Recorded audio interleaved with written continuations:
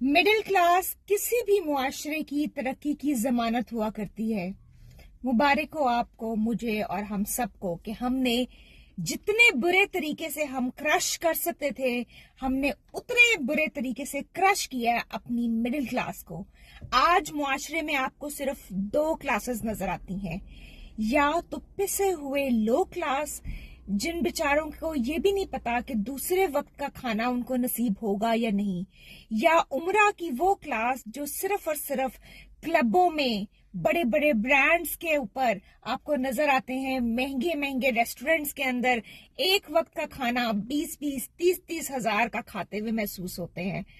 ये क्या हमने अपने मुआशरे को कर दिया? कहाँ से तरक्की आएगी और कहाँ है वो मिडिल क्लास? अब सारे मिडिल क्लास अब गरीब क्लास में चले गए हैं।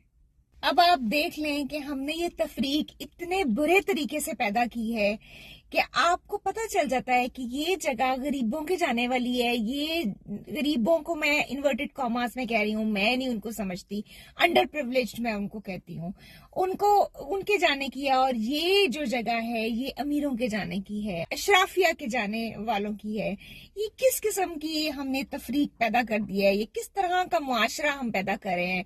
और फिर हम ये एक्सपेक्ट करते हैं कि लोगों में फ्रस्ट्रेशन ना आए, फिर हम ये एक्सपेक्ट करते हैं कि लोग इंसाफ की बात करें, लोग अच्छे अच्छे नगमे गाएं। कैसे गाएं वो, जब उनके अंदर इतना ज्यादा डिप्रेशन आ जाता है, उसके इतना ज्यादा फर्क, तफरीक उनके दिमागों में, उनकी जहनों में, उनके चलने ढलने में और उनकी जिंदगी गुजारने के अंदाज में आपको नजर आती है।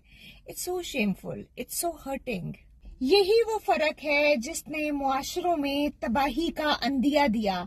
अब चाहे वो श्रीलंका हो, चाहे वो बांग्लादेश हो, चाहे वो सीरिया हो, आप देखें जब किसी भी मुआशरे में इंसाफ का बोलबाला नहीं होता, एक अशराफिया में और आम लोगों में इतना बड़ा गैप आ जाता है कि जिसमें मिडिल क्लास, स्ट्रगलिंग क्लास को आप क्रश करके गरीबों में शामिल कर देते हैं, लो क्लास में शामिल कर देते हैं, तो एक फ्रस्ट्रेशन डेवलप होती है।